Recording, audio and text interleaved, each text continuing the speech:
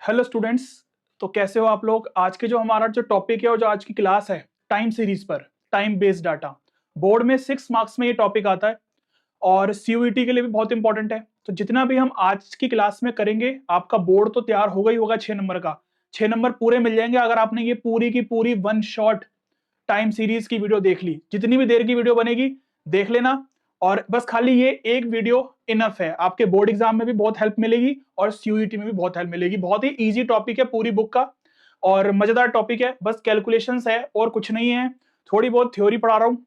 1 number का MCQ आता है जिसमें से बोर्ड एग्जाम में, तो आपका कवर हो जाएगा ये टॉपिक। कोई दिक्कत आने वाली बात है नहीं इसमें, ठीक है ना। तो बने रहो वीडियो के साथ और देखो। और जिन जिन बच्चों ने इन्फरेंशियल स्टैटिस्टिक्स की वन शॉट नहीं देखी है बेटा देख लो। बहुत ही मजेदार पढ़ाया है इन्फरेंशियल स्टैटिस्टिक्स, ऐसा किसी ने भी नहीं पढ़ाया होगा आज तक। इतने बेहतरीन क्वेश्चंस करवाए हैं उसमें भी, तो जाके देखो। नीचे लिंक दे दूंगा या फिर आई बटन पे लिंक आ रहा होगा, उसमें देख लेना, नहीं तो आपको मिल ही जाएगी ऊपर ही वो वीडियो, ठीक है ना। सबसे मतलब इजी चैप्टर ही समझ लो। फाइनेंशियल मैथ्स इजी है ना, उतना ही इजी ये टाइम सीरीज है। तो 15 मार्क्स का फाइनेंशियल मैथ्स हो गया और 6 नंबर का ये, तो 21 मार्क्स तो यही हो गए। तो जिन बच्चों को सिर्फ अप्लाइड मैथ्स में पास होना है ना, तो वो तो ये दो चैप्टर्स तो कर ही लो, फाइनेंशियल मैथ्स और ये जो है टाइम सीरीज 21 मार्क्स। और भी एक दो टॉपिक ऐसे हैं छोटे मोटे, तो उससे 27-28 नंबर तो आ ही जाएंगे जिनको सिर्फ पास होना है। और जिनको अच्छे मार्क्स लाने हैं, पूरे लाने हैं, तो ये वाला जो टॉपिक है ये आपको पूरे 6 नंबर दिलवाएगा। इसका जो क्वेश्चन है वो कैसे कैसे बना है एग्जाम में। देखो 1 मार्क्स का एक क्वेश्चन तो आना ही आना है एमसीक्यू, जो कि मैं अभी पढ़ाऊंगा उसमें से ही कवर हो जाएगा। और उसके अलावा 2 नंबर का भी देखा गया है क्वेश्चन, 3 नंबर का भी आया है, 4 नंबर की केस स्टडी भी बनती है, 5 नंबर का भी बनता है। बट क्वेश्चन क्या है, क्वेश्चन सिंपल ही है। क्वेश्चन में करना एक ही तरीके का काम है, चाहे 2 नंबर का है, चाहे 3 नंबर का है, चाहे 4 नंबर में बन जाए वो, चाहे 5 नंबर में बन जाए, करना एक ही है।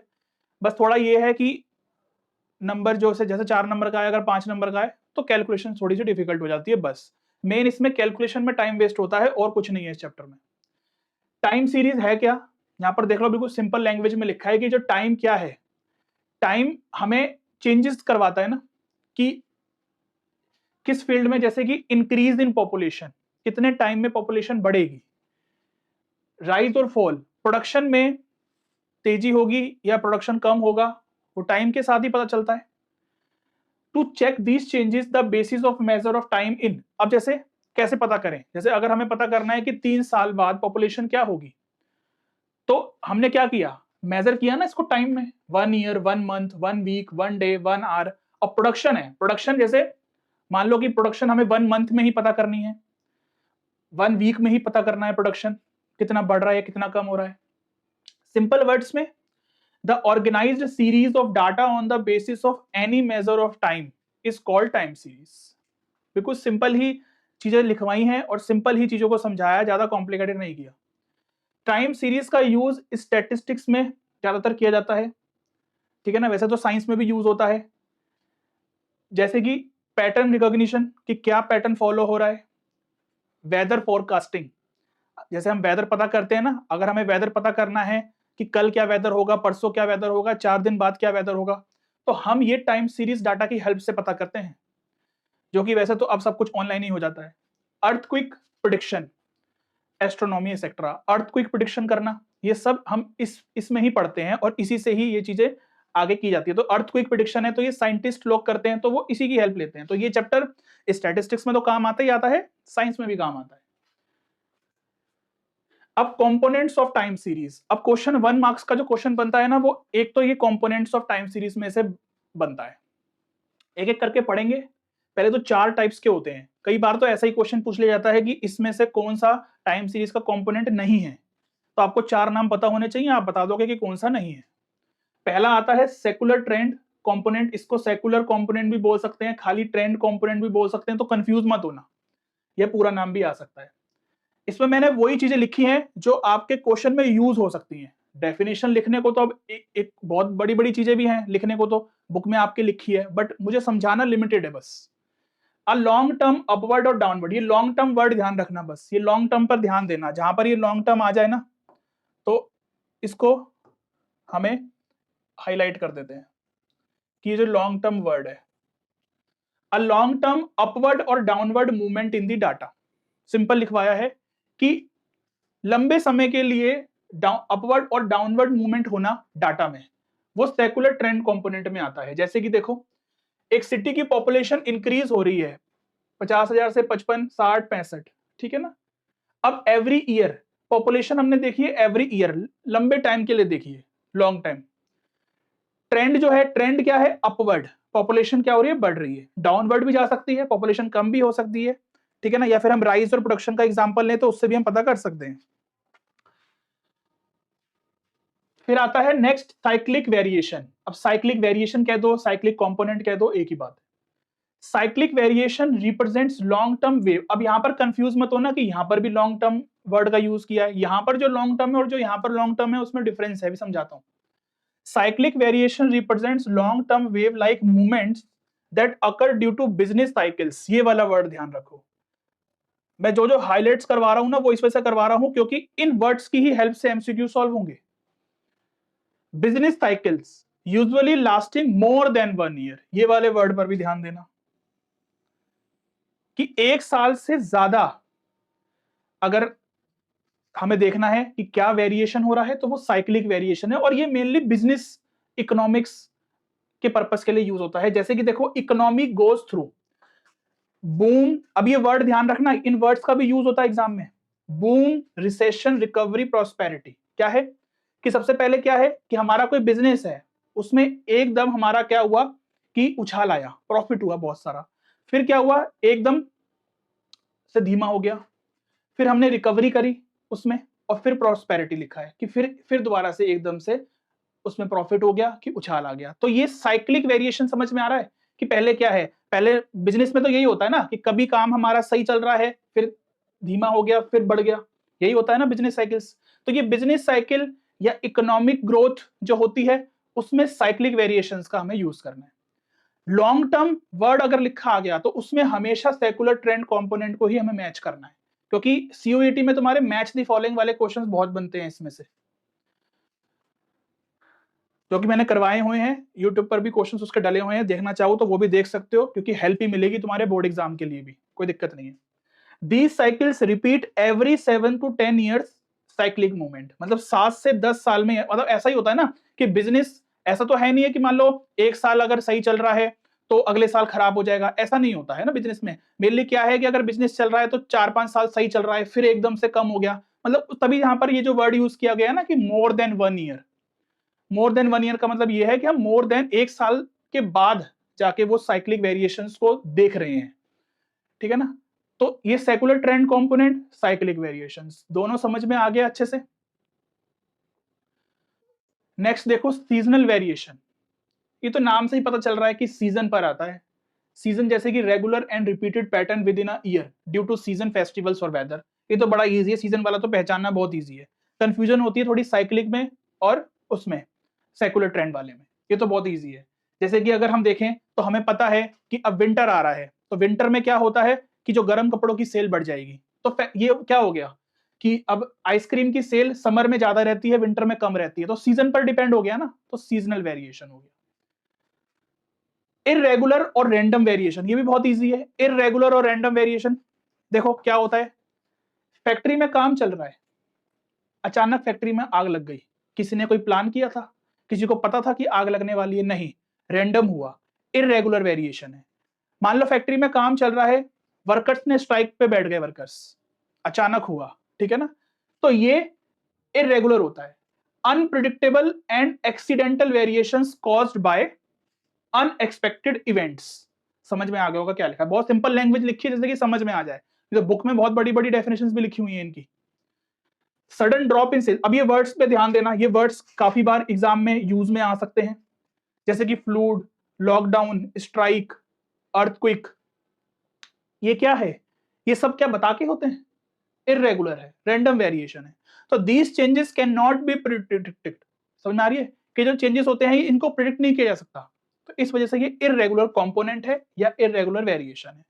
ये 4 टाइप्स के वेरिएशन है। एक क्वेश्चन इसमें से मतलब आया है एग्जाम में, पूछा गया है, ठीक है ना, कोई स्टेटमेंट आपको दे देंगे और पूछेंगे कि ये कौन सा वेरिएशन है, तो इसमें से एक एमसीक्यू आपसे पूछ लिया जाता है एग्जाम में।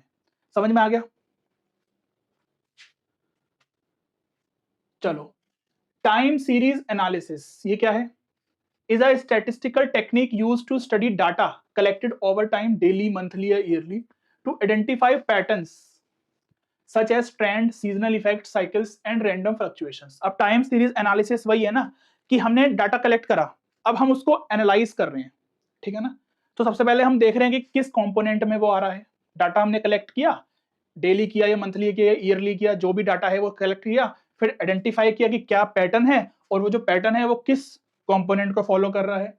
यानी कि वही सेकुलर, ये ट्रेंड या सेकुलर एक ही बात है, सीजनल या साइकिल या फिर रैंडम या इररेगुलर। अब पर्पस क्या होता है टाइम सीरीज एनालिसिस का? हो सकता है एमसीक्यू क्वेश्चन इसमें से भी पूछ लिया जाए। To understand past behaviour, past का क्या बिहेवियर रहा है तभी तो प्रिडिक्ट करेंगे कि फ्यूचर में क्या होने वाला है। जैसे कि अभी मैंने यहां पर अभी समझाया था ना वो एग्जांपल कि अर्थक्वेक का प्रिडिक्शन करना, उसको प्रिडिक्ट करने के लिए पास्ट में अर्थक्वेक हुआ है, कैसे हुआ है, कब हुआ है, उसका बिहेवियर देखा जाएगा, तभी तो अंदाजा लगाया जाएगा आगे क्या होगा। टू आइडेंटिफाई पैटर्न्स, वही पैटर्न्स को देखो कि पैटर्न्स इन वाले कंपोनेंट्स में ही आएंगे कि क्या पैटर्न फॉलो कर रहा है। टू फोरकास्ट द फ्यूचर, वही है कि फ्यूचर को प्रिडिक्ट करना, ये फ्यूचर बताना क्या होगा। Predict sales, product population, production etcetera, वही है ना कि सेल्स क्या होगी फ्यूचर में, प्रोडक्शन कितना हो सकता है, पॉपुलेशन क्या होगी फ्यूचर में। To assist in planning and decision making, उसके बाद क्या होता है कि हम प्लान करते हैं और किसी डिसीजन पर आते हैं, ये होता है टाइम सीरीज एनालिसिस।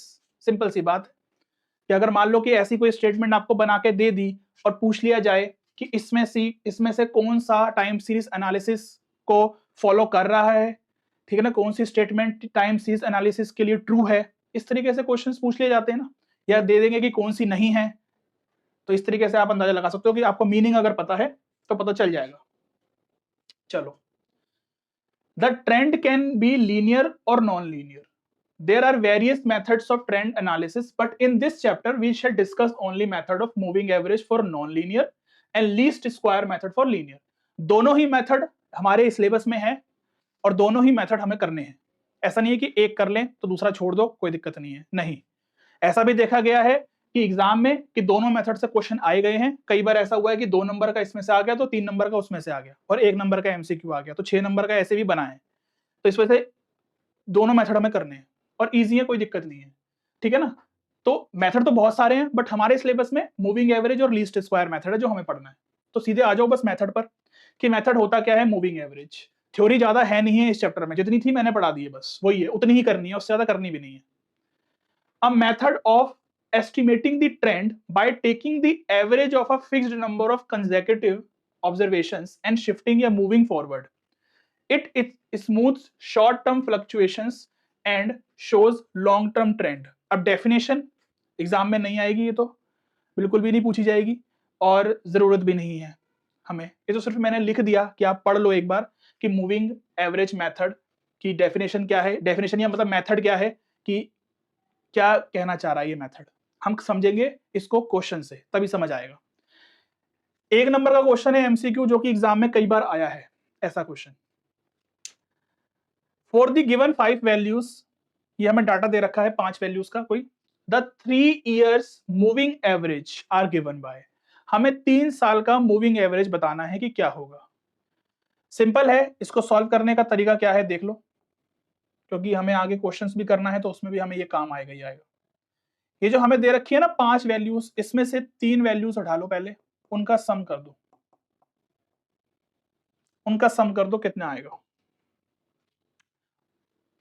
कितना आएगा, सम करते हो जरा। 35 प्लस 70 प्लस 36, 141, इसको 3 से डिवाइड कर दो, 47 आएगा। ये हमारा पहला मूविंग एवरेज है, बोला ना 3 इयर्स मूविंग एवरेज, तो ये फर्स्ट ईयर का मूविंग एवरेज है। अब क्या करना है कि इसको हटा दो, ये 35 वाले को हटा दो, 70 से स्टार्ट करो। बड़े क्वेश्चन में भी हमें यही करना होता है, बस उसमें हमें टेबल बनानी होती है, इसमें ये ऐसे पूछ रहा है बस। मूविंग एवरेज तो बहुत ही ईजी है, बस है क्या है, कैलकुलेशन है और कुछ नहीं है। इनका टोटल करो, 70 प्लस 36 प्लस 59 डिवाइड बाय 3 कर दो, ठीक है ना। अच्छा टोटल क्या आया था, 165। डिवाइड बाय 3 करोगे तो 55 आ रहा है। आगे मुझे लगता है सॉल्व करने की जरूरत नहीं है, मैच इसी से ही हो जाएगा, ठीक है ना। देख लो किस में आ रहा है, एक और निकालना है, चलो समझाने के लिए बताता हूं। पहले हमने स्टार्टिंग के 3 लिए, फिर हमने ये फर्स्ट छोड़ दिया, फिर बाद के 3 लिए, अब ये भी छोड़ दो, सेकंड वाला भी छोड़ दो, लास्ट के 3 ले लो। 36 प्लस 59 प्लस 64, ठीक है ना। तो कोई बहुत बड़ी इसमें कोई रॉकेट साइंस नहीं है जो समझना है। 159 डिवाइड बाय 3, डिवाइड बाय 3 ही करना है क्योंकि 3 ईयर मूविंग एवरेज की बात हो रही है। 53 ये आ गए हमारे 47, 55, 53, ये हमारा आ गया 3 ईयर मूविंग एवरेज। ऑप्शन देख लो क्या है, सी ऑप्शन करेक्ट हो जाएगा। इतना सा काम करना है, 1 नंबर का एमसीक्यू है। चलो अब ये कुछ थ्योरी वाले एमसीक्यू भी कर लेते हैं। ये देख लो, ऐसा क्वेश्चन इस बार तुम्हारे सीबीएसई के सैंपल पेपर में बना है और ऐसे क्वेश्चन सीयूईटी में भी आते हैं, तो अब सीबीएसई भी देने लग गया। और इन्हीं क्वेश्चंस को बोल दिया जाता है कॉम्पिटेंसी बेस्ड क्वेश्चंस, जिनकी वेटेज आपको पता है कि अब बढ़ गई है। कॉम्पिटेंसी बेस्ड क्वेश्चंस पूछे जाते हैं, इन क्वेश्चंस को कॉम्पिटेंसी बेस्ड क्वेश्चन मान लिया जाता है। होता कुछ नहीं है, बस अगर चैप्टर अच्छे से पढ़ा है, चीजें पढ़ी हैं, तो सब हो जाता है। कुछ ये कॉम्पिटेंसी सब कहने की बातें हैं। The component of a time series attached to long term variations, देख लो long term variations is termed as, क्या हो जाएगा, secular trend analysis। बताया था ना कि long term variations की बात हो रही है तो secular trend variations की बात होगी। चलो ये मैच दी फॉलोइंग पढ़ो अच्छे से, और ये बताओ कि क्या होना चाहिए मैच दी फॉलोइंग में, क्योंकि ये मैं पढ़ा चुका हूं अभी पीछे थ्योरी। सेकुलर ट्रेंड को किससे मैच करोगे, पहले पैटर्न ऑफ वेरिएशन में बताना है, फिर उसके बाद टाइम पीरियड ऑफ वेरिएशन में मैच करना है, ऐसे करना है। फिर साइक्लिक ट्रेंड है, सीजनल ट्रेंड है। देखो अगर इससे समझ में नहीं आ रहा तो ये इससे मैच कर लो, जब इससे मैच कर लोगे तो फिर ऑप्शन पता चल जाएगा कि क्या बनना है। कि सेकुलर ट्रेंड में हम क्या देखते हैं, देखो यहां पर सेकुलर ट्रेंड, इसको छोड़ दो थोड़ी देर के लिए, भूल जाओ, इससे मैच करवाओ डायरेक्ट, इससे मैच करवाओ डायरेक्ट कि सेकुलर ट्रेंड को अगर हम इससे मैच करते तो क्या होता। फर्स्ट का ये थर्ड है ना, चलो ठीक है अभी देखते हैं। साइक्लिक ट्रेंड को किससे करोगे, ठीक है ना, सेकंड का इससे कर रहे हैं हम, ठीक है ना। तो इसको लिख लेते हैं, चलो इसको ऐसे ही लिख लेते हैं, ये आई था, मतलब ये फर्स्ट था, ये इसको 2 डंडे मार देते हैं यहाँ पर, तो बस ये बचा। तो फिर ये क्या है, ये तो यही है ना।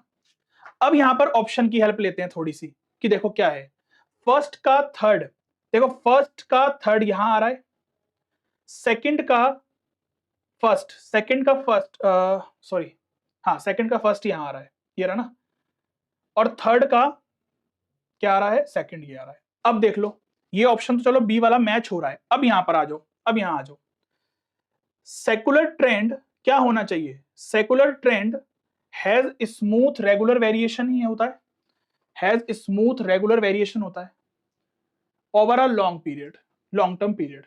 ये भी एक डेफिनेशन बन गई कि secular trend has smooth regular variation over a long term period, तो ये आना चाहिए। साइक्लिक ट्रेंड क्या होगा, साइक्लिक ट्रेंड, अब ये ऑक्सीलेटरी वेरिएशन है ना, ये भी वर्ड रट लो, रट लो मतलब वैसे पहचान बना लो कि अगर ये ऑक्सीलेटरी वेरिएशन का वर्ड का यूज आएगा तो साइक्लिक से कंपैरिजन करना है। उसके बाद क्या बचा, फिर तो ये बचा कि is a regular periodic variability, ये वेरिएबिलिटी, तो ये रहा। तो इसका ऑप्शन नंबर बी हो जाएगा करेक्ट। समझ आ गया।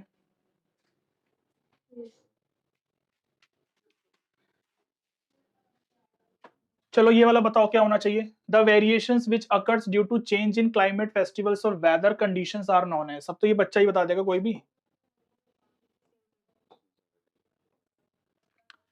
ये देखो, if 3 year moving average are calculated for annual production data, how many moving averages will be obtained for 7 years of data.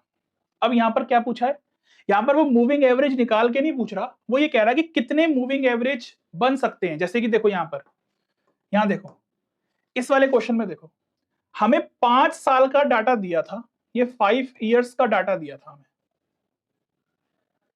और moving average 3 years moving average अगर हमें निकालना है तो वो 3 ही निकल के आए हैं, ये 1 2 3 3 ही आए ना निकल के। अगर 5 साल का डाटा दिया हुआ है तो 3 ईयर मूविंग एवरेज के हिसाब से 3 ही वैल्यूज मिलेंगी। अब यहां पर वो ये क्या पूछ रहा है कि कितनी वैल्यूज मिलेंगी, हाउ मेनी मूविंग एवरेजेस, वो पूछ नहीं रहा। इसको समझने के लिए हम ऐसे समझ सकते हैं कि 7 ईयर्स का डाटा है ना, मान लो कि A B C D E F और जी, ठीक है ना, 3 और 3 6 7 हो गए ना। अब वो कह रहा है कि अगर 3 ईयर मूविंग एवरेज मुझे बनाना है तो कैसे बनाऊंगा मैं, a plus B plus C by 3, ये बन गया पहला। फिर उसके बाद a को छोड़ूंगा तो b plus C plus D by 3। अब a और b को अगर मैं छोड़ूंगा तो c प्लस डी प्लस ई बाय 3। अब a b c को भी छोड़ दूंगा तो d से स्टार्ट करूंगा तो d plus E plus F by 3।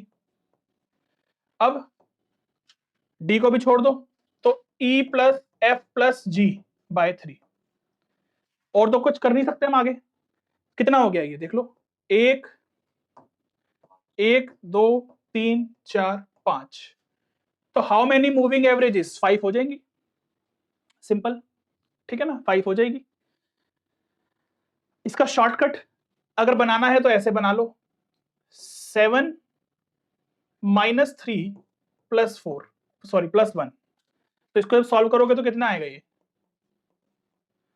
Shortcut बन गया। ये ऐसे बना सकते हो, इतना करने की जरूरत नहीं पड़ेगी, इतना भी निकालने की या देखने की जरूरत भी नहीं पड़ेगी, ठीक है ना। तो अगर 7 ईयर्स का डाटा हमें पता है तो मूविंग एवरेज हमारा ऐसे बनेगा, और कितना बन रहा है वो 5 बन रहा है, समझ आ गया।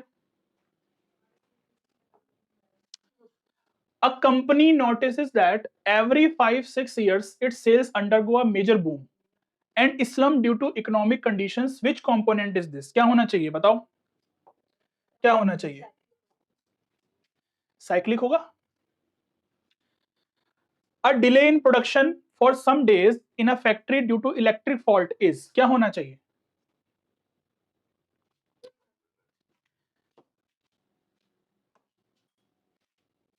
ये वाला क्वेश्चन पढ़ो और इस वाले क्वेश्चन के हिसाब से बताओ कि क्या ऑप्शन होना चाहिए। वो कह रहा है कि then which of the following average will not be computed, not कह रहा है, नॉट, ठीक है, सिंपल ही है तो। नेक्स्ट देखो, the supply of finished good was delayed for a month due to landslide in hilly terrain.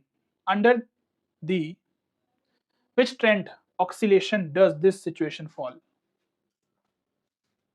क्या होना चाहिए,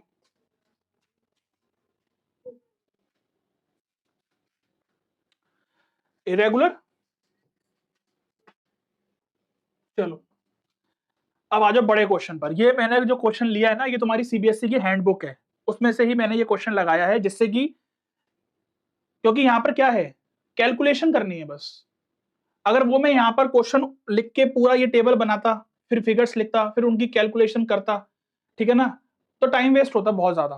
तो मुझे नहीं लगता कि इसमें मुझे टाइम वेस्ट करने की जरूरत थी, इस वजह से मैंने इसका क्वेश्चन और सॉल्यूशन यहाँ लगाया है। बस एग्जाम में तुम्हें ऐसे ही करके आना है, और मैं समझा रहा हूँ कि क्या करना है, इतना सा काम है और कुछ भी नहीं है इसमें। सिर्फ और सिर्फ इसमें ये टेबल बना के आनी है और ये करके आना है, सिर्फ और सिर्फ कैलकुलेशन के नंबर है, और इसमें है ही नहीं कुछ। क्वेश्चन ऐसे आएगा कि 3 ईयर मूविंग एवरेज बनाना है, ये हमें डाटा दिया हुआ है, सिंपल है। यहां पर लिख दो ईयर, यहां पर लिख दो ये जो लिखा हुआ है लोन अमाउंट, ये लिख दो। 2 कॉलम बनेंगे जब 3 ईयर। अब यहां पर समझ लो बस कि जब ऑड और इवन की बात आ जाती है, यहां पर ऑड के केस में क्या क्या सिचुएशंस बन सकती हैं, या तो बनेगी, या तो बनेगा 3 ईयरली मूविंग एवरेज, या 5 ईयरली, ठीक है ना, या 7 ईयरली, इस तरीके से ही क्वेश्चन बनते हैं। एग्जाम में 3 ईयरली या 5 ईयरली तक ही आएगा, इससे ज्यादा तो आएगा ही नहीं। और आ भी गया तो करना कुछ भी नहीं है, काम सब में सेम ही करना है, ठीक है ना। वैसे तो 3 और 5 के अलावा ज्यादा आएगा नहीं। जब ऑड ऑड यानी कि वही 3 5 7 ऐसे अगर दिया जाए, तब हमारे ये 2 एक्स्ट्रा कॉलम बनते हैं बस। ये तो दो ये तो सेम ही होगा ना, तो क्वेश्चन से उतारोगे। ये हो गया 3 ईयर मूविंग टोटल, और ये हो गया 3 ईयर मूविंग एवरेज। है क्या ये है कुछ भी नहीं है। ये जो हमने अभी 1 नंबर के क्वेश्चन में किया है ना, वही है ये। जब भी हम 3 ईयर या 5 ईयर बनाते हैं ना, तो सिंपल यहां पर क्या करो, ऐसे बनाओ, और वैल्यू कहां लिखनी है बस वो देख लो। जब भी 3 ईयर और 5 ईयर होगा, तो यहां पर देखो ये फर्स्ट वाला कॉलम और ये लास्ट वाला कॉलम तो खाली होगा हमेशा, डैश लगा देना बस। क्या कर रहे हैं देखो, 3 साल के डाटा को ऐड करा, ऐड किया तो देखो अब बीच में लिखना है ना, ये है 1, ये 1 2 3, अब ये 3 है, 3 का जो बीच होगा वो तो यही होगा ना, तो यहां लिखना है हमें, बस ये ध्यान रखना है कि लिखना कहां है। चलो 3 ईयर्स में, 3 ईयरली मूविंग और 5 ईयरली में तो ज्यादा प्रॉब्लम आती नहीं है, 4 वाले में आएगी जो अभी हम आगे पढ़ेंगे अभी। तो देखो बस अब क्या किया हमने, पहला वाला तो खाली रहेगा ना, इन तीनों को जब ऐड करेंगे तो दूसरे वाले में हमें यहाँ पे लिखना है इन तीनों को ऐड करके टोटल है, ये जो लिखा है ना टोटल है ये, ठीक है ना, तो चेक कर लेना ये टोटल आएगा ये। अब दूसरे वाले में क्या करेंगे, अब दूसरे वाले में हम क्या करेंगे कि हम इस वाले को काट देते हैं ना, अब इसको देखते हैं, इनका टोटल करना है, और जब अब इन तीनों का टोटल कर रहे हैं तो फिर वैल्यू कहां लिखेंगे, इसके आगे लिखेंगे। इस तरीके से ये ऐसे चलता रहता है। बताओ इसमें क्या बहुत डिफिकल्टी है, समझने वाली चीज समझ आ गई है, बताओ। उसके बाद क्या करना है, कुछ नहीं करना, जो वैल्यूज निकल के आई हैं ये टोटल, इनको 3 से डिवाइड करते जाओ, इनके आगे आगे लिखते जाओ, बन गया 3 ईयरली मूविंग एवरेज, खत्म कहानी। 2 नंबर का या 3 नंबर का क्वेश्चन आता है, ऐसा है इसमें कुछ भी नहीं करना। तभी कह रहा हूं सबसे इजी चैप्टर है ये पूरे अप्लाइड मैथ्स का। अब ये ग्राफ बनाने के लिए भी कई बार, जैसे अगर मान लो 5 नंबर का क्वेश्चन आ गया, कई बार चॉइस आ जाती है, 5 नंबर का क्वेश्चन बना और उसमें आपको या तो ये दे देगा बनाने के लिए मूविंग एवरेज मेथड से, या और में कई बार लीस्ट स्क्वायर मेथड जो हम आगे पढ़ेंगे वो दे देगा, तो आपके चॉइस है कि आपको क्या करना है। क्योंकि 5 नंबर का क्वेश्चन है तो फिर फिगर्स भी थोड़ी ऐसी देगा कि आपको कैलकुलेशंस करने में टाइम लगेगा, तो टाइम वेस्ट करवाएगा आपका सीबीएसई, क्योंकि 5 नंबर मिलने हैं उसके। और साथ में वो ग्राफ भी बनवाता है फिर कि ग्राफ भी बनाओ, तो ग्राफ आपको मिल जाएगा, अपने मांग लेना अपने टीचर से, बोर्ड में मिल जाएगा। कैसे बनाना है ग्राफ, बचपन से ही बनाते आए हो ग्राफ, कोई बहुत बड़ी बात तो है नहीं ग्राफ बनाना। ईयर लिख दो एक्स एक्सिस पर, ये लिख दिए ईयर, और वाई एक्सिस पर लिख दो ये वाली फिगर जो यहां पर लिखी हुई थी, ये वाली। अब ये तो पॉइंट्स में लिखी हुई है, हाँ तो कोई बात नहीं, आप उस हिसाब से लिखना जैसे ग्राफ आप बनाते हो, कि फिगर्स देख लेना कि किस कैसी दे रखी है, उस हिसाब से देख लेना, 0 10 20 30 40 50 60 उस हिसाब से मार्जिन ले लेना। अब यहाँ पर 2 ग्राफ क्यों बने हैं, यहाँ पर 2 ग्राफ ये वो वाले हैं कि सबसे पहले तो यहाँ पर ये वाला ग्राफ बनाना है हमें, दोनों बना के दिखाने हैं एग्जाम में, जो हमें एग्जाम में ये फिगर दे रखी है ना वो वाला ग्राफ बनाओगे, पहले तो प्लॉट करोगे एक एक करके, फिर हम बनाएंगे ये वाला, ये जो वैल्यूज निकल के आई है ना हमारी, ये इनको प्लॉट करना है। तो यहां पर ये जो ब्लू वाला ग्राफ है ये हमारा एक्चुअल ग्राफ है जो क्वेश्चन में था, जो वैल्यूज दे रखी थी। ऑरेंज वाला जो ग्राफ है ये वो वाला ग्राफ है जो हमने निकाला है 3 ईयरली मूविंग वाला। तो बस इनको ग्राफ को प्लॉट करना है। अब ये तो सिंपल, ये तो आता ही है ना ग्राफ में प्लॉट करना, या इसमें भी सिखाऊं कुछ, बताओ, है ना। तो ग्राफ प्लॉट कर लेना और उनको ऐसे ऐसे करके मैच कर लेना, ठीक है ना। और एग्जाम में कैसे करोगे, जैसे कि एग्जाम में मान लो कि तुमने एक ऐसे लाइन ड्रॉ करी, तो दूसरी वाली जो ड्रॉ करोगे वो डॉटेड करके कर देना, ठीक है ना। और साथ में यहाँ पे लिख के भी दिखा देना कि कौन सी वाली एक्चुअल है और कौन सी डॉटेड वाली तुम्हारी जो है 3 ईयरली मूविंग वाली है। यहाँ पर ग्राफ में यहाँ पर साइड में ऐसे करके शो करके दिखा देना। पता ही हो तो बचपन से ग्राफ बनाते हुए आ रहे हो, स्टैटिस्टिक्स में भी कितनी बार बनाते हो ग्राफ, तो वही चीज है बस, ठीक है ना। तो सिंपल, हमें वैल्यूज कहीं भी जा रही हो हमें बस ऐसे करके उसको मिलाना है, बस ऐसे करके ऐसे करके ऐसे करके ऐसे करके ज्वाइन करना है, ठीक है ना। अब चाहे उसको जैसे मर्जी करो, स्केल से करो चाहे हाथ से करो, अगर तुम हाथ से कंफर्टेबल हो तो हाथ से कर दो, नहीं तो स्केल से जोड़ना है तो स्केल से भी कर सकते हो। तो लेके जाना है स्केल विस्केल इसके लिए। चलो इस वाले क्वेश्चन में 4 ईयरली मूविंग एवरेज है, तो अब ये इवन का केस आ गया। जब इवन का केस आएगा, इवन मतलब जैसे कि अगर मान लो कि 4 ईयरली, 2 तो नहीं आएगा, 4 से स्टार्ट होगा, 4 ईयरली या 6 ईयरली, ऐसे चलता रहेगा आगे, बट 4 या 6 के अलावा आएगा नहीं, मतलब 6 तो आया ही नहीं है, 4 ही आया है। इसमें बस क्या एक्स्ट्रा काम होता है कि इसमें हमारा एक एक्स्ट्रा कॉलम बनता है ये वाला, ठीक है ना।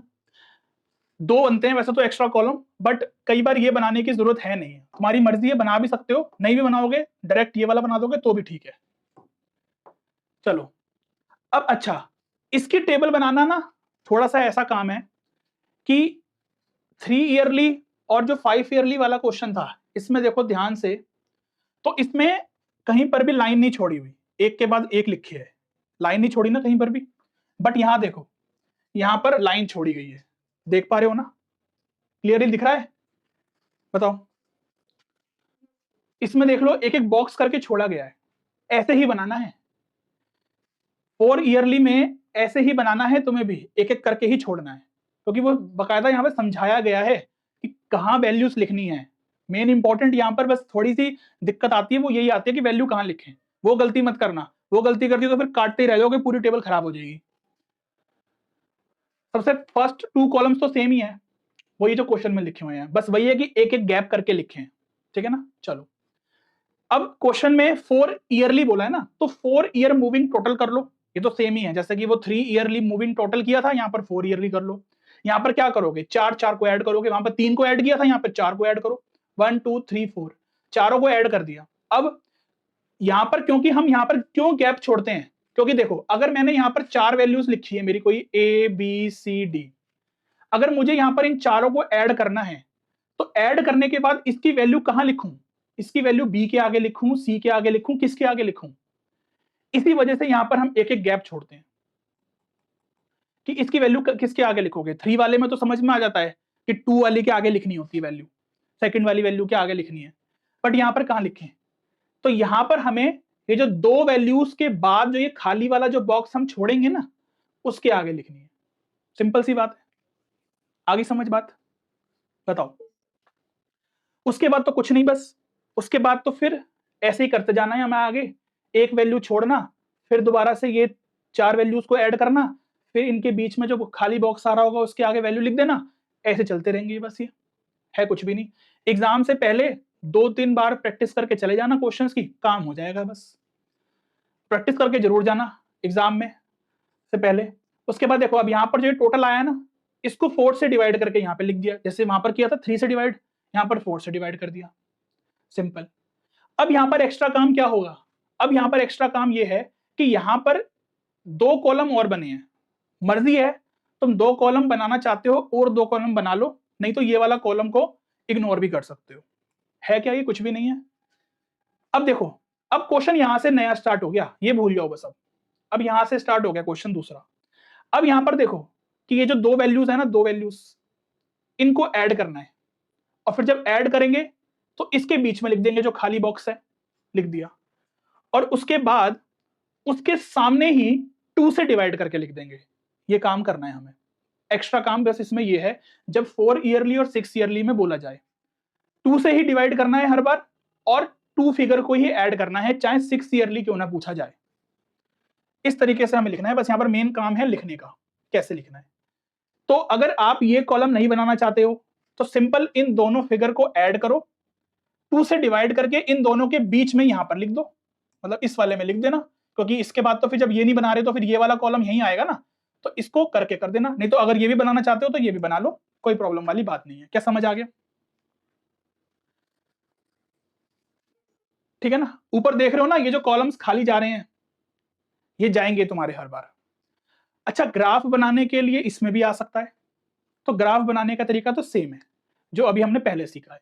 ये जो एक्चुअल दे रखा है हमें, एक्चुअल वाला ये बनाना है, और लास्ट वाला, सबसे लास्ट वाला बनाना है, सेंटर्ड मूविंग एवरेज वाला बनाना है, ठीक है ना।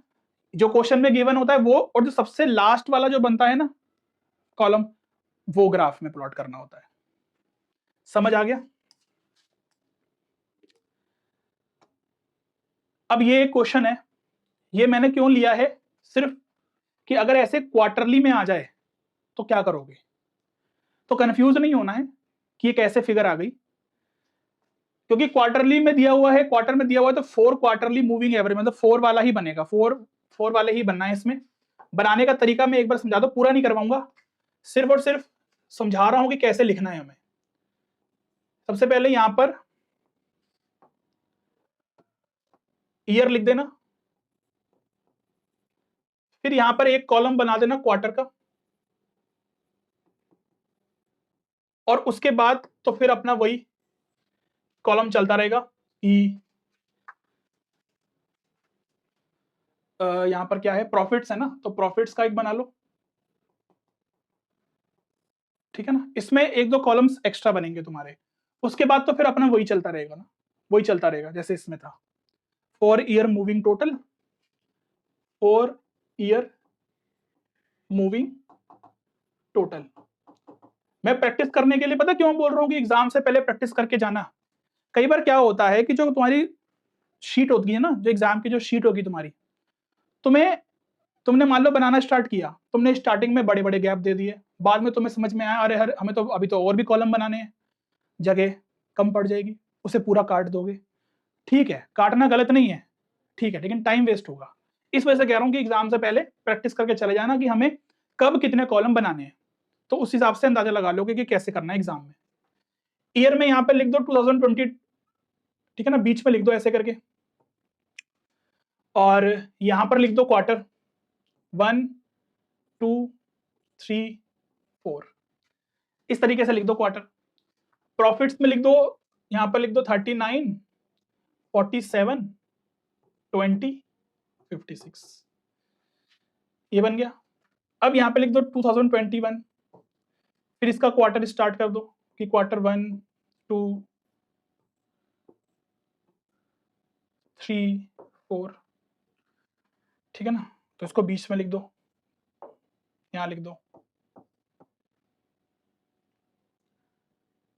उसके बाद यहां पर क्या है 68 59 66 72, इस तरीके से। फिर यहाँ पर 1 2 3 4, अब मेरे यहाँ पे जगह नहीं है, तुम समझ गए होंगे मैं क्या समझाना चाह रहा हूँ। फिर यहाँ पर 88 60 60 और 67, ठीक है ना, इस तरीके से बन गया। अब 4 ईयरली मूविंग एवरेज ही बनाना है, तो वही करना है बस हमें काम कि देखो 4 वैल्यूज को ऐड करो, उसके आगे लिख दो। अब तो सेम ही काम है जो पहले किया है, समझ आ गया क्या? ठीक है ना, बस लिखने का तरीका ये हो गया कि अगर क्वार्टर में आया तो उसको ऐसे करके हमें लिखना है। क्लियर है? बाकी तो फिर सारा काम वही चलता रहेगा कि जैसे अगर जब बीच में गैप छोड़ोगे तो जब इसका टोटल करोगे तो यहां आएगी वैल्यू, यहां लिखोगे वैल्यू इनके टोटल की, ठीक है ना। उसके बाद जब ये वाली वैल्यू छोड़ोगे तो फिर ये 1 2 3 4 इनको जब ऐड करोगे तो इसकी वैल्यू कहां लिखोगे, यहां आएगी इसकी वैल्यू। समझ आ रही है ना मेरी बात? चलो हो गया खत्म, बस यही है। ये 4 ईयरली मूविंग समझा दिया कि मतलब इवन में 4 ईयरली हो 6 ईयरली हो तो कैसे बनेगा, ये हो गया। ग्राफ समझा दिया, ग्राफ बनाने का तरीका सेम ही है सब में, और 3 ईयरली समझा दिया। अगर 5 ईयरली आ जाए तो बेटा 3 3 की जगह 5 5 वैल्यूज को ऐड करके लिख देना और फिर यहां पर 5 से डिवाइड कर देना। समझ आ गया? क्या इसमें कुछ नया है? ठीक है ना, बस इतना सा काम है। ये वाला मेथड थोड़ा सा मतलब ये समझ लो कि डिफिकल्ट तो नहीं कहूंगा मैं इसको, थोड़ा सा लेंथी है, बट उससे जल्दी होता है ये है, थोड़ा जल्दी हो जाता है ये, मेरा मानना है, बाकी तुम्हारी चॉइस है। करने तो देखो दोनों ही है हमें। मेथड ऑफ लीस्ट स्क्वायर क्या है ये? The method of least square is a technique used to find the best fit straight line या trend line for time series data. Mainly यहाँ पर जो मेथड ऑफ लीस्ट स्क्वायर है ना, ये हम ट्रेंड लाइन पता करने के लिए करते हैं। अब देखो ये क्या है, ये एक लीनियर इक्वेशन है ना, लीनियर फॉर्म है ये। स्टार्टिंग में जब मैंने पढ़ाया था ना, याद आ रहा होगा, वो ध्यान से पढ़ा नहीं होगा तुम लोगों ने। देखो यहां पर the trend can be linear और non linear, there are various methods of trend analysis but in this chapter this. इसका मतलब कहने का मतलब ये है कि लीनियर तो हम मेथड ऑफ लीस्ट स्क्वायर के लिए यूज कर रहे हैं और नॉन लीनियर हमारा मूविंग एवरेज के लिए हो गया। तो तभी यहां पर जो ये ट्रेंड लाइन वर्ड यूज किया है ना, तो ट्रेंड लाइन तो तभी बनती है ना इक्वेशन बने, तो ये इक्वेशन क्या है, ये लीनियर इक्वेशन होती है।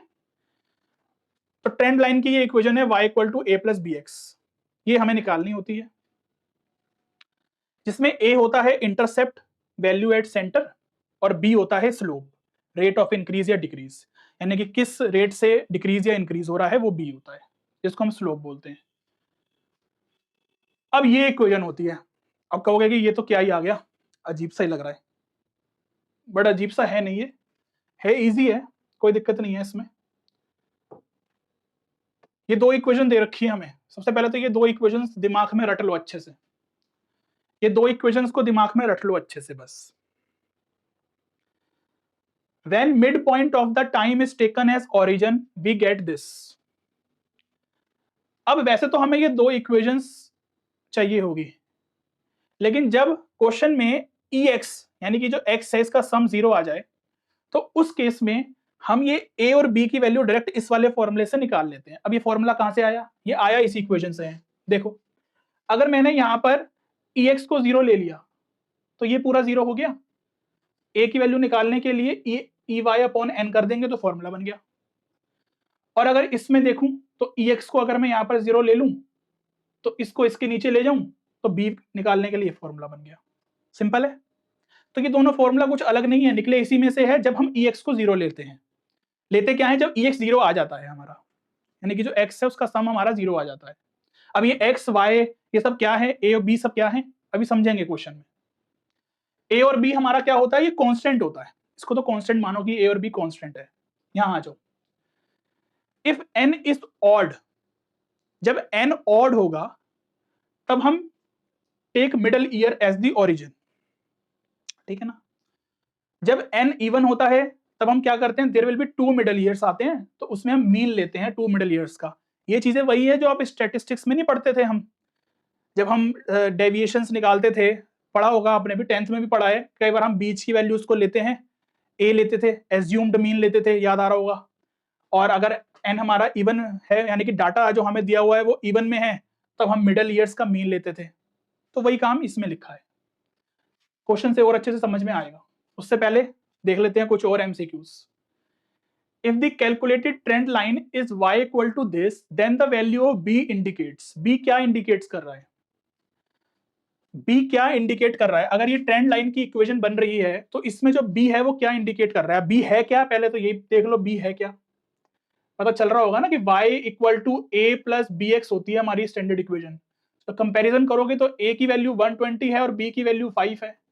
तो b क्या इंडिकेट कर रहा है, b इंडिकेट कर रहा है कि जो सेल है वो इंक्रीज हो रही है 5 से each year. Option number C correct हो जाएगा, क्योंकि 5 पॉजिटिव है तो इंक्रीज कर रही है। यहां पर अगर -5x लिखा होता तो सेल डिक्रीज कर रही होती। क्या समझ आ गया। The main purpose of using the least square method in time series analysis is to, बताओ क्या होता है, मेन पर्पस क्या होता है लीस्ट स्क्वायर मेथड का। तो सी ऑप्शन इसका करेक्ट हो जाएगा, fit the best trend line to data. Option number C correct हो जाएगा, सिंपल सी बात है। चलो आ जाओ, ये तुम्हारे प्रीवियस ईयर के क्वेश्चन है, MCQ आया हुआ है। बताओ कितना इजी है कोई बच्चों वाला तो क्वेश्चन है। तो क्या होना चाहिए, the straight line trend is represented by the equation, option number A होगा। इसमें बताओ क्या होना चाहिए, इसका फॉर्मूला याद हो गया क्या या भी नहीं हुआ। ए निकालने के लिए फॉर्मूला क्या होता है, EY the sum of y upon n, और b निकालने के लिए क्या होता है, अरे यार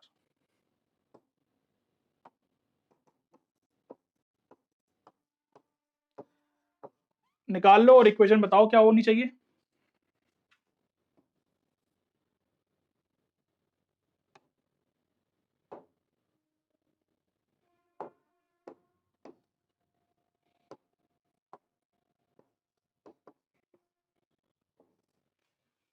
क्या होनी चाहिए,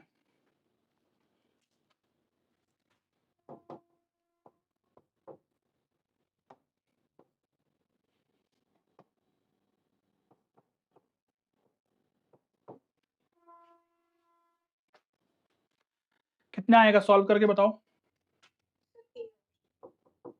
14 आ रहा है और ये कितना आ रहा है 1.54, तो ऑप्शन नंबर ए हो जाएगा, सिंपल। चलो इसका बड़ा क्वेश्चन देख लेते हैं, MCQ तो हो गए, इतने ही बन सकते हैं, इससे ज्यादा MCQ क्या ही बनेगा।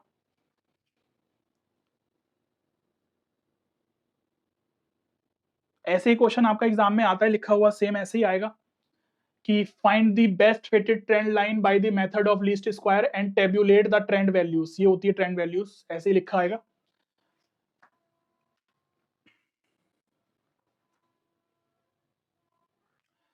सिंपल, पहले दो कॉलम हमने बनाए, ईयर और इंडेक्स नंबर लिख दिया।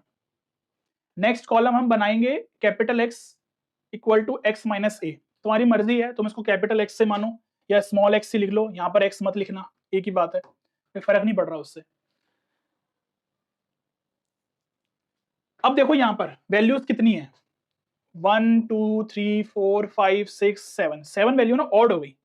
ऑड हो गई तो इसका मतलब हम क्या है, इसका क्या लेंगे, ओरिजिन किसको लेंगे, मिडिल वैल्यू ले लो, 3 ऊपर छोड़ो 3 नीचे छोड़ो, जो बीच वाली हो गई वो हो गई। यानी कि 2017 को हम बेस ले लेंगे या ओरिजिन ले लेंगे, यानी कि 190 वाली वैल्यू को हम ओरिजिन लेके सॉल्व कर लेंगे। समझ आ गई मेरी बात? बताओ।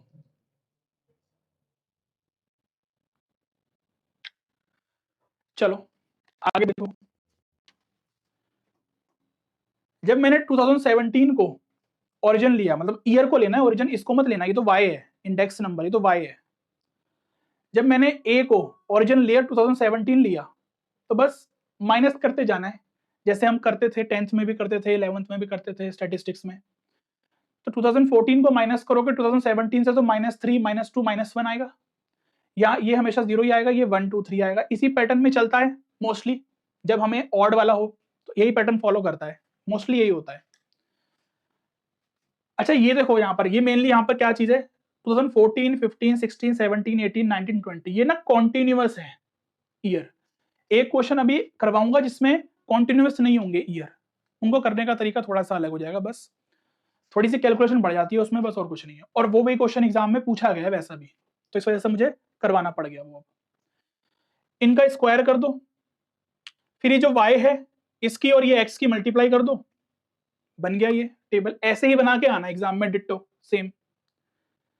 अब a और b की वैल्यू निकालो।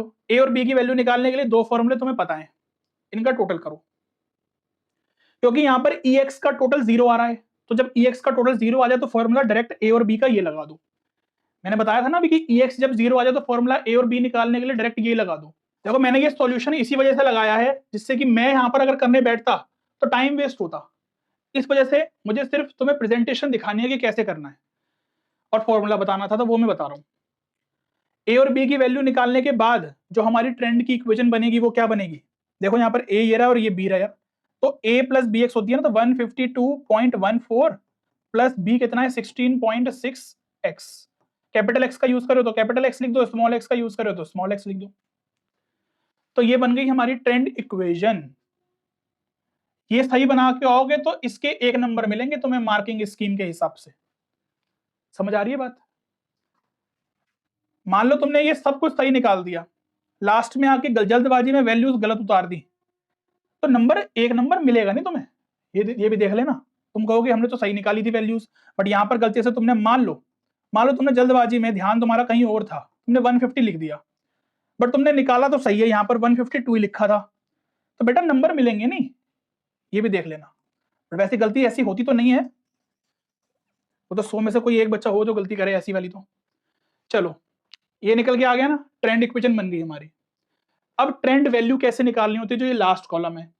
अब क्वेश्चन में स्पेशली बोला था ना यहाँ पर कि टेब्यूलेट दी ट्रेंड वैल्यूज, तो ये वाली टेबल बिल्कुल करेक्ट बनेगी, तो इस टेबल के तुम्हारे कम से कम अगर 5 नंबर का क्वेश्चन है तो ये सिर्फ खाली ये वाली रो के ही 1.5 नंबर मिल जाएंगे, ठीक है ना, 1.5 मार्किंग स्कीम के हिसाब से ऐसे मार्किंग स्कीम होती है, ठीक है ना। तो ये बिल्कुल सही निकालनी पड़ेगी तुम्हें, और ये सही तभी निकलेगी जब तुमने ए और बी की वैल्यू सही निकाली होंगी, और ए और बी की वैल्यू तभी सही निकली होंगी जब इसका टोटल सही किया होगा। तो वही है कि स्टार्टिंग से अगर गलती कर दी तो सब गया। चलो अब ये क्या है, कुछ भी नहीं है, सिंपल सी बात है। ये तो ए की वैल्यू ये रही प्लस बी की वैल्यू ये रही, एक्स क्या है, ये एक्स हमारा ये है, देख लो ये रहा -2 -1 -2 -3 -2 -1, वही डाली हुई है वैल्यूज यहाँ पर, ये 0 फिर ये 1 फिर ये 2 फिर ये 3, बस ये डाल के हमने वैल्यूज निकाली हुई है। तो ये बन गई हमारी ट्रेंड वैल्यू। हमेशा याद रखो जब भी हमारा ये EX 0 आ रहा होगा तो ये वाला जो ओरिजिन वाला पार्ट है ये तो 0 ही आएगा हमेशा, तो यानी कि जो ए की वैल्यू है ना वही हमारी 2027 की ट्रेंड वैल्यू हो रहेगी, देख लो 152.14 है ना, यही रहेगी वैल्यू हमेशा हमारी 2017 जो ओरिजिन है ना उसकी ट्रेंड वैल्यू हमेशा सेम रहेगी जब हमारा ये चीज 0 बन रही होगी। क्लियर है इतनी बात? yes.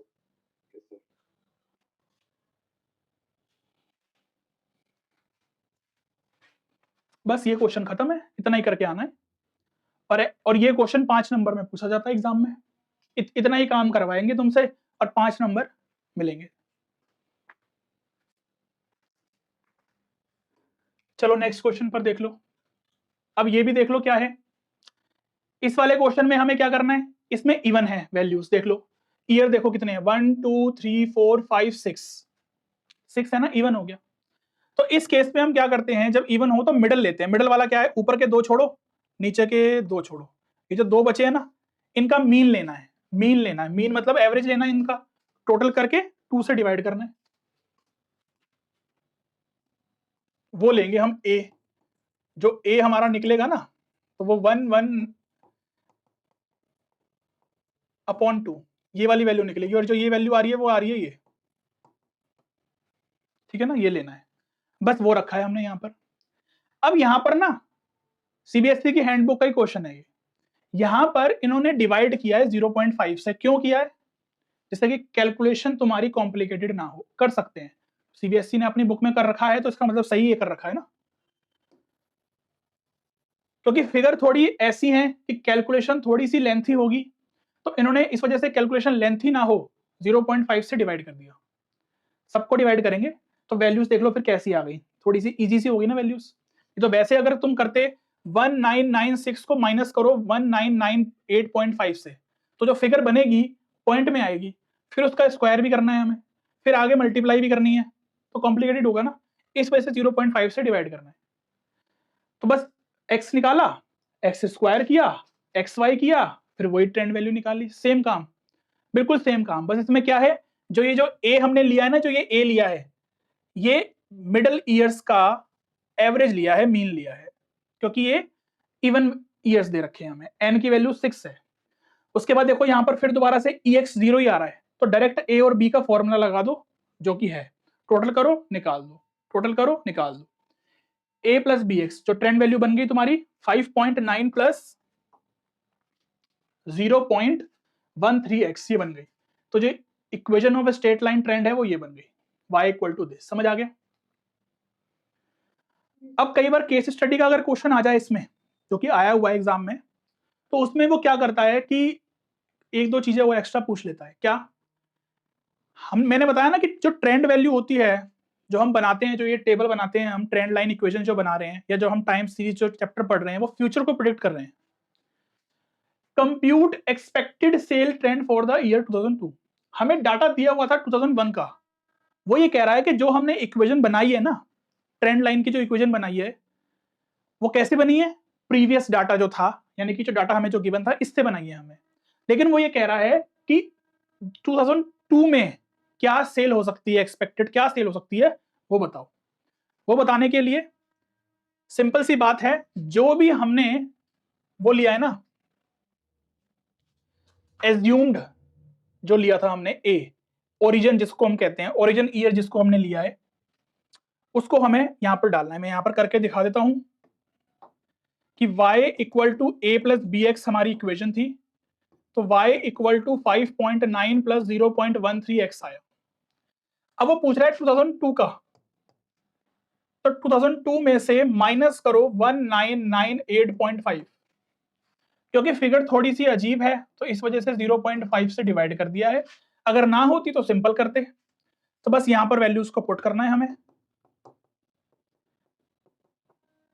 ये जो सॉल्व करके आएगा ना, इसको डालना है x में,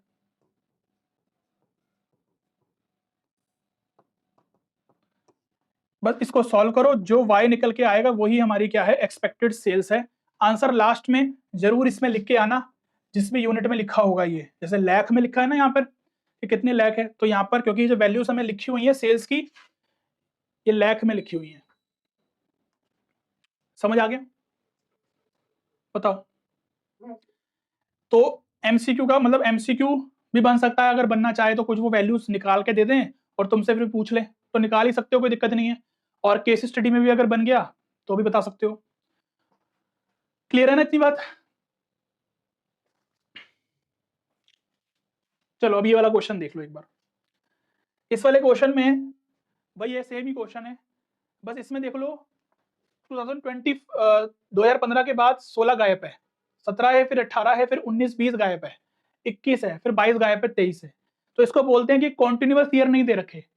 इन क्वेश्चंस को सॉल्व करने में थोड़ी प्रॉब्लम आती है, ये करवा देता हूं वो मैं अब।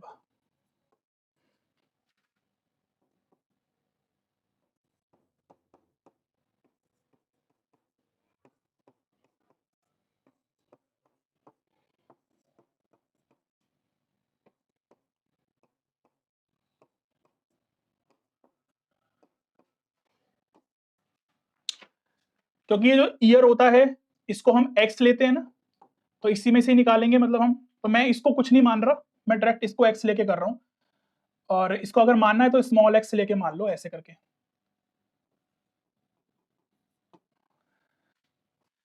अब देखो यहाँ पर 1 2 3 4 5 5 है, ये जो n हमारा है ये 5 है। तो इसका मतलब ओरिजिन क्या हो जाएगा, 2018 को हम ले लेंगे एज अ ओरिजिन। तो यहाँ पर करो माइनस कितना आएगा, -3, -1, ये 0, और ये कितना आएगा 3, और ये कितना आ जाएगा 5। इसका जब हम टोटल करेंगे ना, तो इसका टोटल देखो कितना आ रहा है, 4 आ रहा है, 0 नहीं आ रहा। अब अगर 0 नहीं आ रहा तो a और b की वैल्यू मैं डायरेक्ट नहीं निकाल सकता, मुझे इक्वेशन में ही पुट करनी पड़ेगी। तभी मैंने बताया कि वो इक्वेशन अच्छे से रट लेना, और फिर मुझे सॉल्व करनी पड़ेगी a और b की वैल्यू। तो कैलकुलेशन थोड़ी सी बढ़ जाती है, बस है कुछ नहीं है, करने का तरीका तो वही है। इसका जरा टोटल करके बताओ मुझे कितना आ रहा है।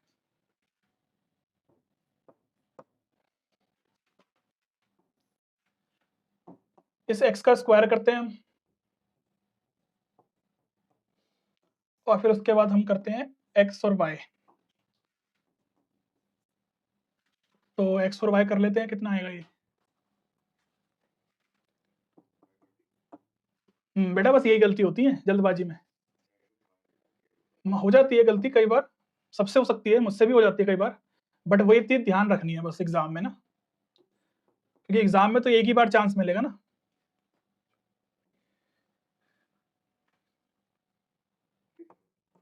इसका टोटल करो, इसका टोटल करो, टोटल यहाँ पे सबका ही करना होता है।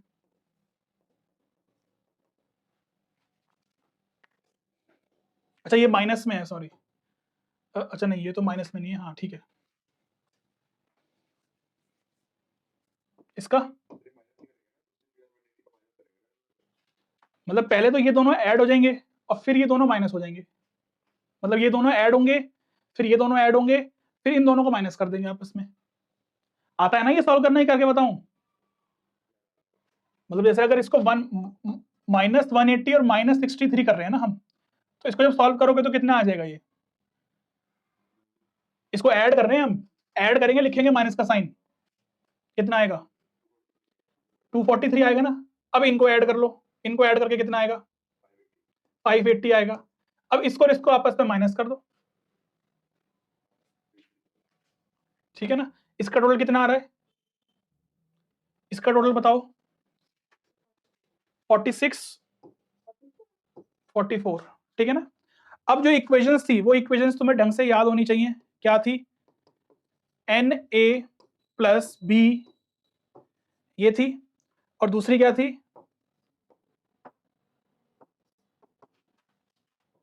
ए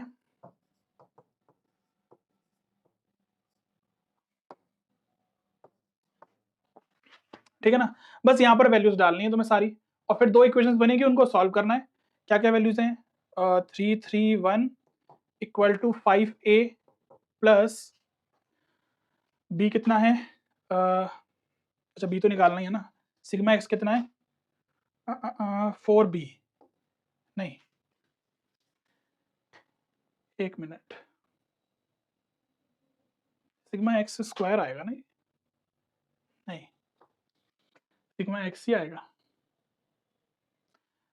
5a प्लस 4b होगा ना, ठीक है ना।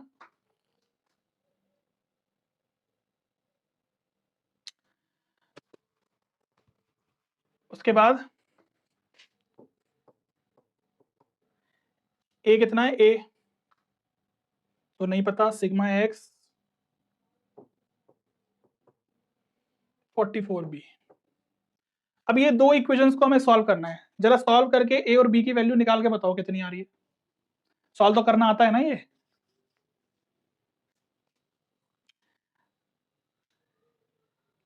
मल्टीप्लाई करवाओ, दोनों को सेम बनाओ, वैसे करोगे ज्यादा इजी रहेगा। अगर a की वैल्यू निकाल के दूसरे में डालोगे वो थोड़ा सा कॉम्प्लिकेटेड हो जाएगा, करने का तरीका सेम ही है, एलिमिनेशन मेथड से करो या सब्स्टिट्यूशन मेथड से करो।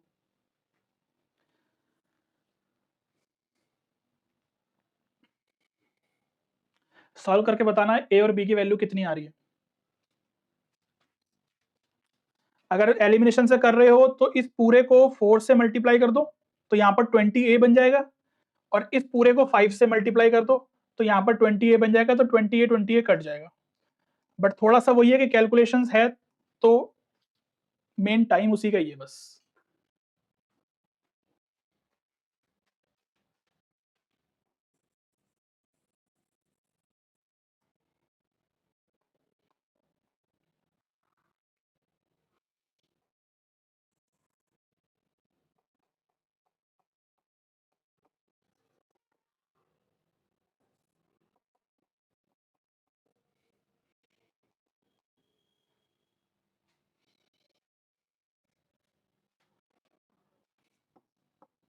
वन 1.77 ही कर लो उसको ना, 7.6 समथिंग आ रहा होगा, या फिर चलो 7.6 भी कर लोगे तो भी ठीक है, कोई दिक्कत नहीं है। बी ए की 64.79 तो 8 ही कर लो, ठीक है ना, इतना तो कर सकते हो क्योंकि कैलकुलेशन ईजी हो जाएगी। दोनों की सही आ रही है ना। तो ए की वैल्यू आ गई 64.8, बी की वैल्यू आ गई 1.77, बस यहाँ पे लिख दो 64.8 प्लस 1.77x। उसके बाद यहाँ पर वैल्यूज निकाल लो, बस वो तो पता है ना कैसे निकालनी है। x क्या रखना होता है, यहाँ पर रखना ये -3 रखोगे, एक बार -1 रखोगे, एक बार 0 रखोगे, एक बार 3 रखोगे, एक बार 5 रखोगे, और फिर इसको सॉल्व करोगे। देखो यहाँ पर कैलकुलेशन थोड़ा सा टाइम लेगा, फिर यहाँ पर भी कैलकुलेशन टाइम लेगा, तो बेटा 5 नंबर इसी चीज के हैं, बस तुम्हारे टाइम वेस्ट करवाने के ही हैं 5 नंबर, यही समझ लो एग्जाम में, ठीक है ना। तो अब निकाल लोगे ना ये वैल्यूज तो। चलो ये क्वेश्चन होमवर्क में ट्राई कर लेना, वैसा ही है तो तुम्हारे ये PYQ में आया हुआ है, ठीक है ना। ये पता नहीं किसी सैंपल पेपर में था या PYQ में है, देख लेना, मतलब ये क्वेश्चन है तो देख लो, ये वही है कि डाटा यहाँ पर कॉन्टिन्यूस नहीं है। तो ये स्क्रीनशॉट ले लो एक बार और होमवर्क में ट्राई कर लेना, क्योंकि प्रैक्टिस करके तो जरूर जाना एग्जाम से पहले। एक लास्ट क्वेश्चन और कर लेते हैं बस, उसके बाद खत्म। ये लास्ट क्वेश्चन और कर लेते हैं बस, उसके बाद खत्म, ये चैप्टर ही खत्म हो गया पूरा। पढ़ लो क्वेश्चन एक बार कि क्या है क्वेश्चन। 5 ईयर का हमें डाटा दिया हुआ है सेल्स का, ठीक है ना। इस क्वेश्चन को करवाने का मतलब वही है कि ये क्वेश्चन मान लो एज अ केस स्टडी आ सकता है। बोला गया है कि by taking year 2017 as origin, use method of least square to fit the best fit trend line equation for Mrs Shamita business, ठीक है। पूरा टेबल बनाना ही पड़ेगा हमें। उसके बाद बोला है what are this estimated sales for Mrs Shamita business for year 2022, यानी कि 2022 की क्या सेल रहेगी। डाटा हमें दिया हुआ है 2019 तक, 2022 की क्या सेल रहेगी, यानी कि 2017 को ओरिजिन लेके करना है। फिर आगे बोला है कि Mrs Shamita wishes to grow her business to yearly sale of rupees this, in which year will she be able to reach her target. अब ऐसे भी क्वेश्चन पूछ सकता है कि इस बार उसने बोल दिया कि सेल इतनी है, बताओ कि कौन से साल में ये सेल हुई होगी। समझ आ गए क्वेश्चन। आ जाओ जल्दी जल्दी कर लेते हैं, वैल्यूज बताते रहना निकाल के।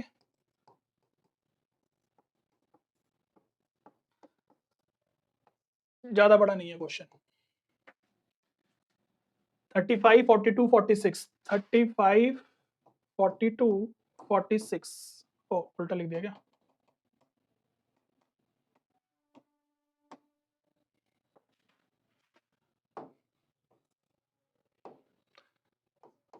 35, 42, 46, 41, 48।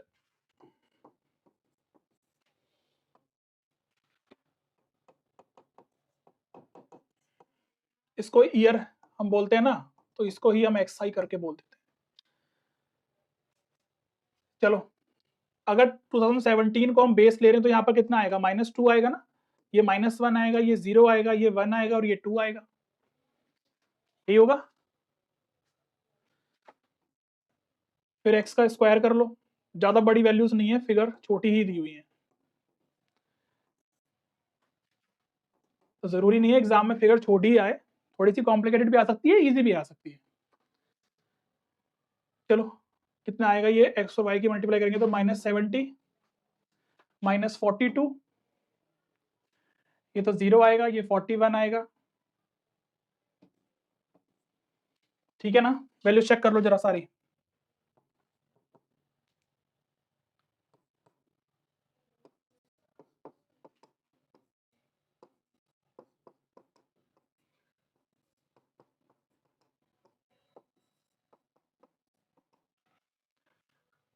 टोटल करो फटाफट से, बताओ कि क्या होगा टोटल। चलो ए और बी की वैल्यू निकाल लेते हैं, इसमें तो निकालना इजी है।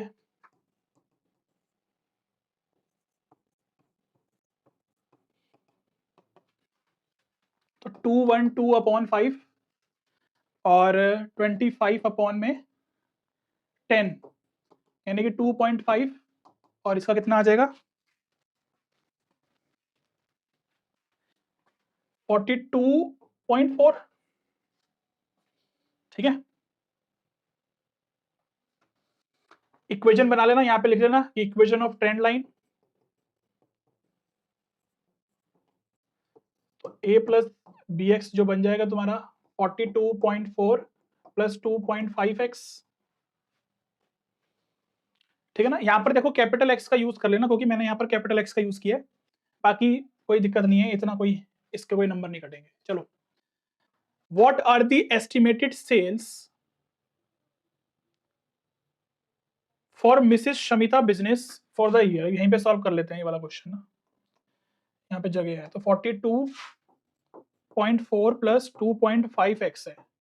यहाँ पर x में वैल्यू क्या डालूंगा, जरा कौन बताएगा, बताओ जरा। इस x में वैल्यू क्या आनी चाहिए। ठीक है ना, इसको सॉल्व कर लेंगे तो आंसर आ जाएगा सी का, बी का। आओ सी में क्या करें, सी में क्या करना चाहिए हमें। यहां पर 42.4 प्लस 2.5x है ना, वो कह रहा है कि कौन से साल में, in which year will she be able to reach her target. तो पहली बात तो हमें यहां पर ये रखना पड़ेगा, ये 67,400 यहां आएगा ना y में इस बार, और यहां पर कितना आएगा x में। यहां पर क्या लिखना चाहिए मुझे बताओ, x की जगह पर क्या सिर्फ यहां पर x लिख दूं, क्या करूं, क्या करना चाहिए यहां पर, या यहां पर मुझे ऐसे लिखना चाहिए।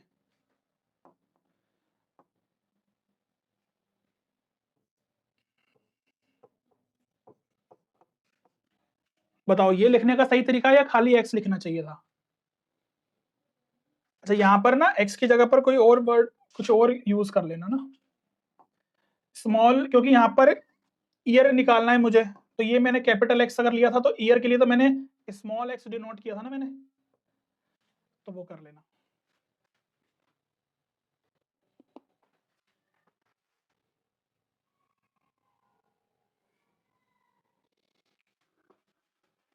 अच्छा, यहां पर ये जो वैल्यूज थी, आ, अच्छा ये देखो थाउजेंड्स में थी ना वैल्यू, तो मैंने मतलब ये 35,000 है ना, तो यहां से मैंने 1000 हटाया है ना। ठीक है, तो बेटा यहाँ पर भी ना वैल्यू जब लेके सॉल्व करोगे ना, तो यहाँ पर भी ये पूरी वैल्यू लेके सॉल्व करोगे तो आंसर आएगा नहीं। यहाँ पर भी एक्चुअल में हमें ये लेना चाहिए था, कितना आ रहा है 2027। तो इसका मतलब ये जो है वो ईयर आ गया, यानी कि इस ईयर में वो पूछ रहा है in which year will she be able to reach her target. तो 2027 में वो अपना जो है, जो उसकी सेल है बिजनेस की, वो इतनी होगी। ठीक है ना, तो ये देखो ये दिक्कत आ सकती है, ये चीज ध्यान रखना बस। ठीक है ना, यहाँ पर क्या लिखोगे ये भी देख लेना कि क्या हमें लिखना है, यहाँ पर x-2017 करके लिखना है, जिससे कि हमें डायरेक्ट ईयर मिले। और यहाँ पर जो सेल लिख रही है वो कैसे लिखनी है ये भी है, बस यहाँ पर गलती हो सकती है, बाकी तो फिर कोई और कोई दिक्कत वाली बात है नहीं है। ठीक है ना, क्योंकि केस स्टडी में क्वेश्चन अगर आ गया तो इस तरीके से ही पूछेगा वो, और उसमें भी फिर वो एक दो क्वेश्चन ऐसे पूछ लेता है इस तरीके से। ठीक है ना, कि यहाँ पर देखो बस ये दो तरीके के क्वेश्चन ही बन सकते हैं, कि अगर हमें सेल दे रखी हो तो कौन से ईयर में वो सेल हो सकती है, और यहाँ पर देखो ईयर दे दिया, वो पूछ लिया कि इस ईयर में कितनी सेल होगी। यही बन सकता है, यही पूछ सकता है, और क्या पूछेगा। क्लियर इतनी बात। तो बस ये चैप्टर कंप्लीट हो गया, यहाँ पर इतना ही है। इस चैप्टर को करना है, प्रैक्टिस करके चले जाना बस इनकी क्वेश्चंस की। क्वेश्चंस तुम्हें मिल ही जाएंगे बहुत, कहीं से भी कर लो, एमएल अग्रवाल में है, या कोई भी पीवाईक्यू उठा लो उसमें से कर लो क्वेश्चन, बहुत सारे हैं पीवाईक्यूज में क्वेश्चंस मिल जाएंगे प्रैक्टिस करने के लिए। तो ठीक है ना। तो बेटा यहाँ पर हमने ये चैप्टर अपना कंप्लीट कर लिया है। कैसा लगा है कमेंट सेक्शन में बताना। मजा आया कि वन शॉट में ही पूरा चैप्टर खत्म कर लिया, जिसमें हमने क्वेश्चंस की प्रैक्टिस करी, बहुत सारे एमसीक्यूज देखे, थ्योरी देखी, सब कुछ कर लिया। और इस चैप्टर में इसके अलावा तो क्या ही आएगा, सब कुछ कवर करवा दिया है ना। तो 6 नंबर पूरे आने चाहिए इस चैप्टर में। सीयूईटी में भी आपको हेल्प मिलेगी इस चैप्टर में। तो जो जैसा भी लगा है आपको पढ़ के, तो कमेंट सेक्शन में जरूर बताना और अपने फ्रेंड्स के साथ शेयर जरूर कर देना। वैसे तो मैं ज़्यादा बोलता नहीं हूँ इस मामले में, आप कर ही देते होंगे, ठीक है ना, बट कह दिया, आज आया मन में तो कह दिया, तो कर देना, ठीक है ना। चलो तो फिर मिलेंगे आपसे नेक्स्ट वीडियो में नेक्स्ट टॉपिक के साथ। Bye bye.